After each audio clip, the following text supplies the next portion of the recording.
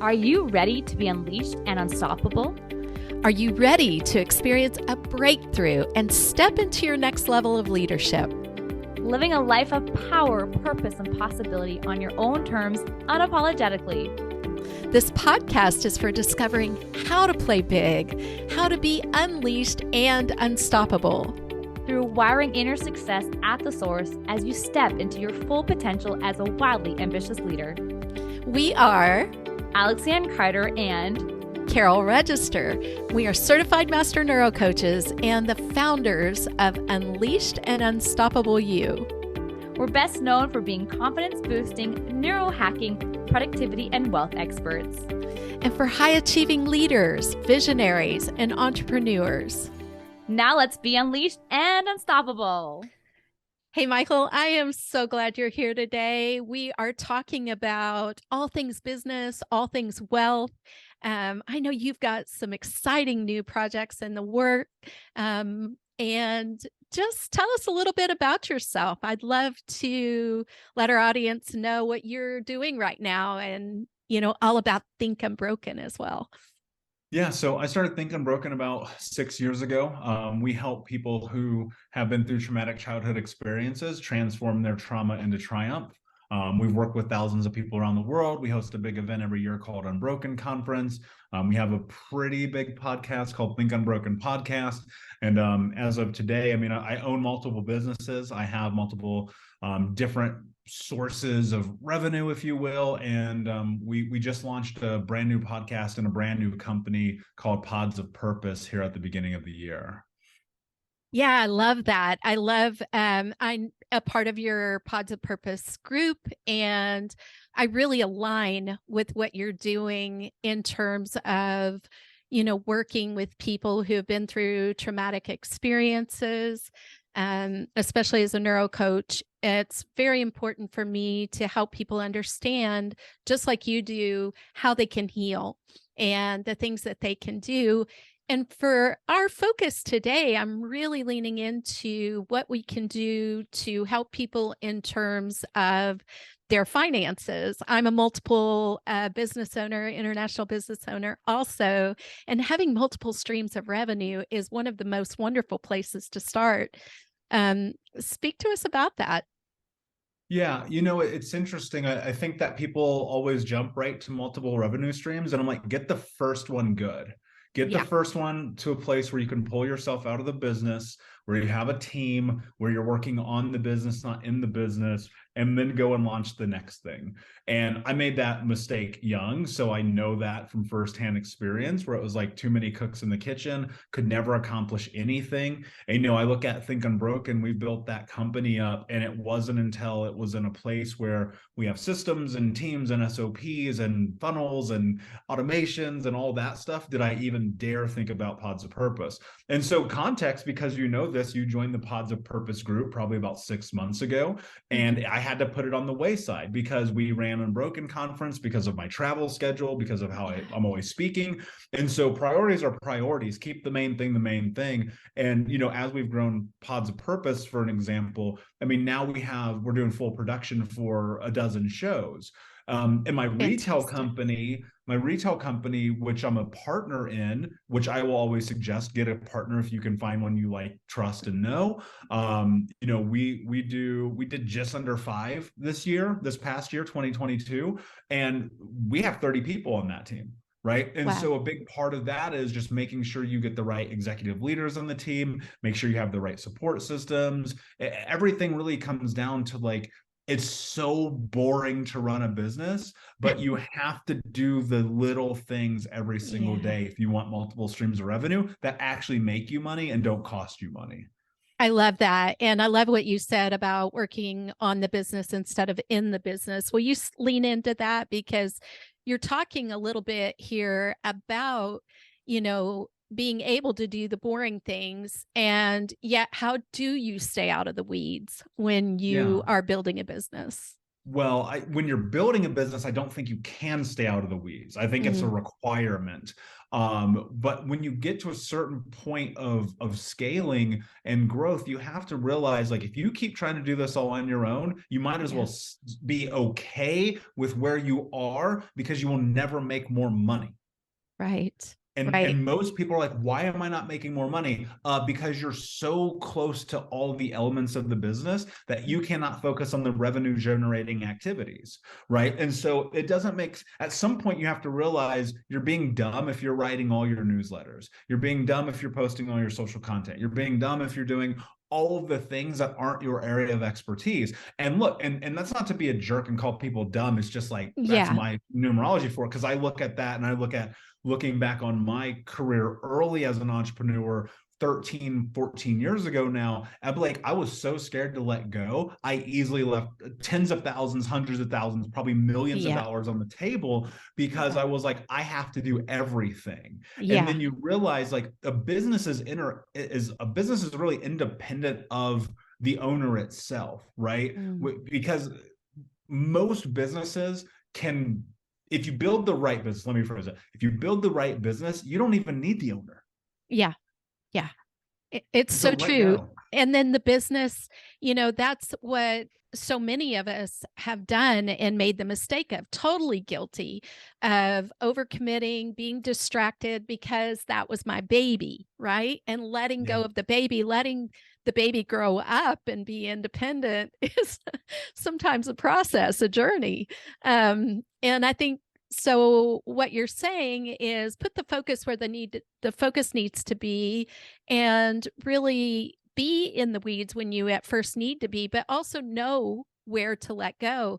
And I know that comes from mentors like you. You're an unbelievable mentor in this. And I really appreciate the fact that we can start to zone in on our focus and step out at the same time. It's a both and really speaking into wealth and the principles of wealth. One of the first principles that I teach is that your relationship to your finances is a reflection of your relationship with yourself.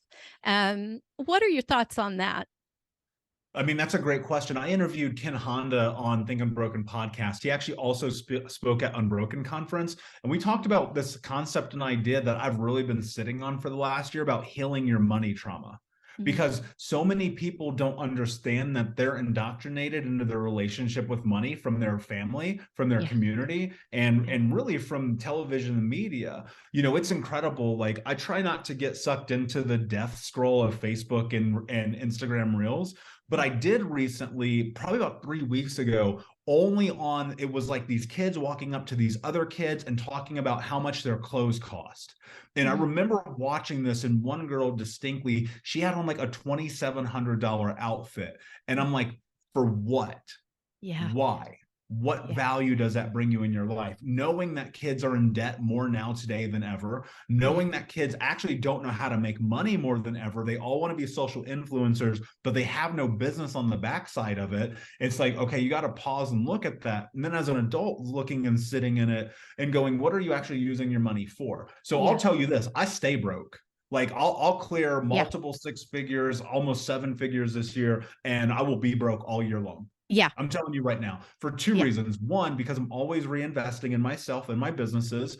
And 2, well, I'll give you 3. 3, I'm always investing in assets and things that can actually bring me residual incomes. And it's not like I'm making $1 bazillion a month or anything. And number 3 is because when I don't have money, it makes me work hard. Because I have to think about, like, where's this, Grant Cardone, who became an investor in Think Unbroken, says something everybody has heard him say, and it's, who's got my money, right? And that's about the thing. Money is this energy transference that exists across all planes of all social structures in the world that we live in. and somebody has money for the service or the thing that you're providing, but you have to be willing to go get it. And most people are unwilling to go get it because they're terrified, because when they were young, their parents said, you need to be quiet and sit in the back and keep your hand down and don't make noise. And they're like, but I have the perfect product, and they're terrified to tell anybody. So that perfect product doesn't help anybody. Thus, they can't get anyone's money. So when I talk about this concept idea of healing your money trauma and relationship with money, you got to go and connect the dots to 45 years ago when mom said, make sure you put that nickel in the penny jar or whatever, and don't ever spend it. Or if you're like me and you grew up on food stamps and welfare, people go, this is the only amount I'm ever worth making. And then when you change that relationship with yourself, which is an internal job, you realize you can actually make as much money as you want to. Now there's skills. I had a mentor once tell me, you are not ready to be a millionaire yet. And I remember sitting in that because I had lost $1 million and I was 50 grand in debt. Do you know why? Because I used to go to the mall and spend $10,000 on a Friday like a moron. And so the thing that you have to do is like, this is an internal journey entirely. And the greatest thing about being an entrepreneur is like, if you really want to find out who you are, start a business. Yeah, man, so powerful, Michael, so powerful.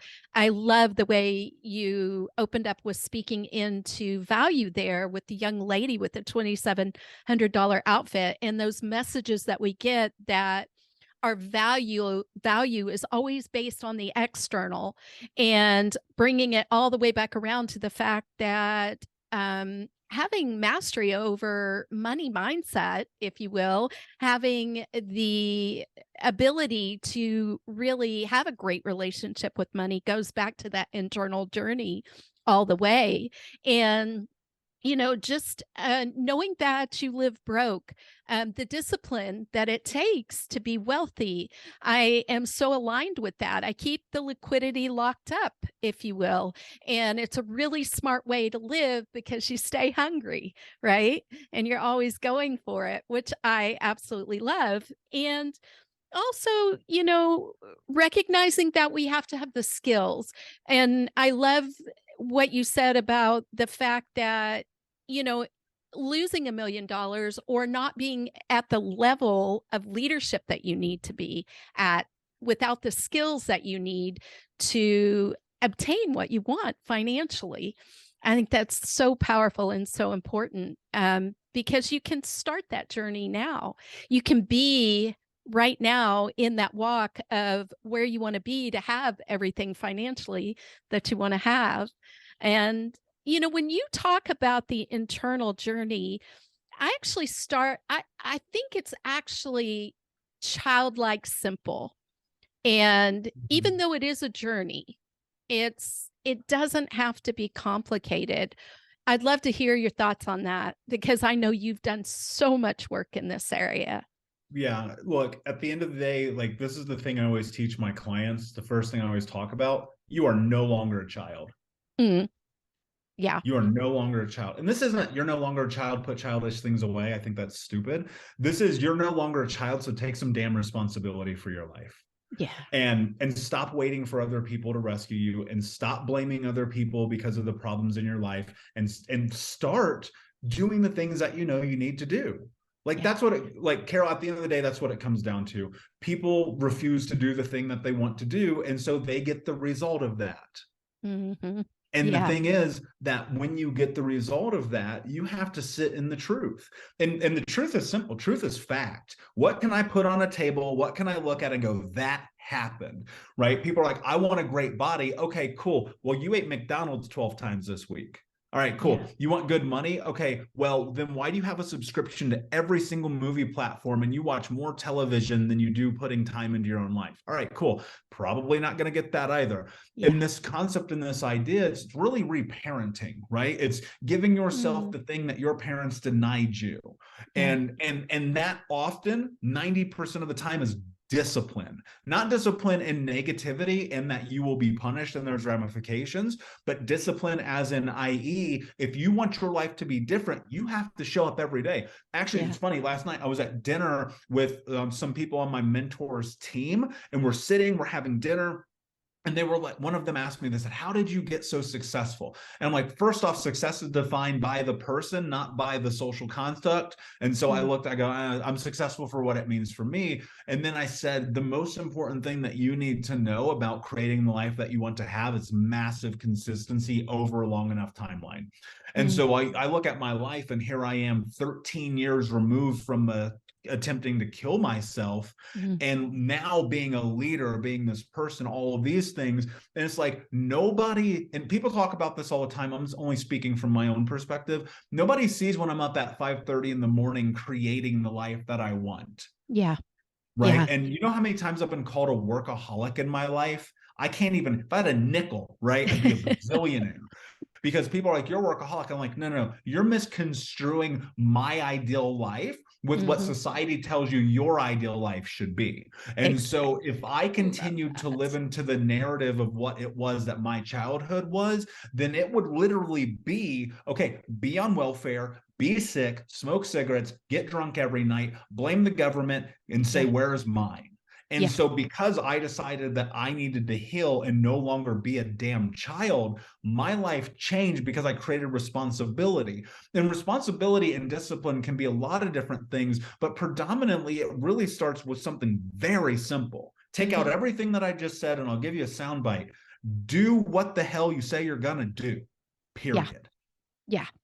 I love that. I mean, that is the definition of leadership, right? No longer being in that victim mentality of, everything, life is coming at me. I have to live it according to what everybody else is telling me and everybody else's terms. I don't get to be intentional about my life. And I love the way you speak into the fact that you get to create your success. You're the one that's having that consistency, that is defining things for yourself and not listening to the narratives that were handed to you as a child, but reparenting yourself and stepping into who you really want to be. I think shout out to, I meant to mention this a while ago, shout out to Grant Cardone. I'm in his mentoring program and 10X Owners Live, and also Ken Honda, Happy Money. Yes, love it, love it. Changed my life. It's so powerful, that gratitude, right? And, just shifting those stories around. And you know what I get excited about when you talk about this, because from a neuroscience perspective, we don't realize that we're making our daily decisions from our subconscious, and that we actually can reprogram what is faulty wiring in that subconscious, those limitations that we grew up with, that negative internal chatter, and we can wire in our leadership, our discipline, our responsibility, our consistency, and those things that we get to define for ourselves. Success really is something that you as a person can define for yourself, and do what you say you're going to do. Build that confidence, build that integrity with yourself. So beautiful. Thank you so much for being here. And I'd love for you to share all about your newest venture with the Pods of Purpose podcast. I'm super excited to be a part of the group, and just would love to hear more about that. Yeah. And I just want to add one thing before I do that. Everything we just laid out is practical, except there's one missing piece that most people don't understand, and that's patience. That's patience, because here's the truth about it. It's going to take you longer to do the thing that you want to do than you think it's going to take. And so you have to have grace for yourself in this process, because most people, and I'll give you a great example, since you're in Grant's program. I've done Grant's programs. I've given Grant so much money, it's not even funny, right? Even though he's invested into Mike, right? And he's invested into my company. He's given me money. I'm one of the few people on planet Earth Grant Cardone has ever given money to. I saw that. And here's the truth about it. People in that program, people in other programs, they take workshops, they get courses, they read books, and then 3 weeks later, it hasn't happened, and they pull themselves down and they say, this was a stupid investment, and I can't believe I didn't do this, and blah, blah, blah. And the truth is, it just takes forever. Yeah. It took me, I'll give you context just quickly. It took me speaking on hundreds of stages over 7 to 8 years before I ever got on Grant Cardone's stage. Wow. It's patience. So it's patience, it's discipline, it's being scrutinous about the process, but it's also giving yourself grace to know, in the same way I wasn't good enough yet to be a millionaire because I hadn't lost it all. You're not yet, keyword yet, good enough to have the thing that you want to have. So take your time, be patient, learn the skills, execute, and then eventually on a long enough timeline, you'll have what is yours. I love that. And you know what? I just want to say that has to do with knowing, at least for me, it has helped me to know my why, because I was listening to everybody else's why for myself. And, that patience for that consistency and knowing why you're doing it, why you're passionate about what you're doing, why you want to impact and serve people and help lives to transform. I mean, that's huge, right? And that's everything, all the energy that emanates from you all the time, of what you're doing in that way to help people to not live into those old stories and to transform their lives. And it ain't rocket science either, right? So that's what I'll say about that. And thank you for the opportunity to be here and spend the afternoon with you. The podcast, the podsofpurpose.com. So we just started Pods of Purpose. We help purpose-driven entrepreneurs use podcasting to change the world. So between creating content, short clips, reels, SEO, transcripts, websites, blah, blah, blah. We made it full service production just so it's easy, because it's the one thing people don't understand, that podcast is the future of marketing, and that in reality, the truth is we've only just begun. Whatever you think you have an idea or concept about in terms of the future of podcasting, you're completely wrong.